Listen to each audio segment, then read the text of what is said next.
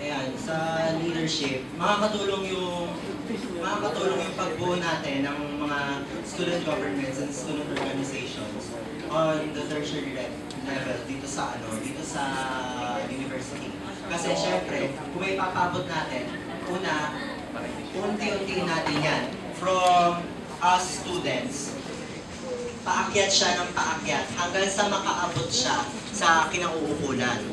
Siyempre, dapat marinig din tayo. Kumbaga, yung mga mas nakakataas sa atin, sila yung magiging megaphones natin or sila yung magiging channel natin para makaabot yung mga hinaing natin sa kanila.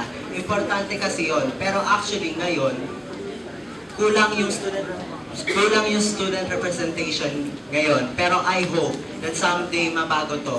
Kasi hindi lahat ng schools na bibigyan ng representation.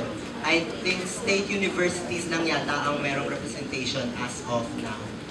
Or if I'm not mistaken. Okay.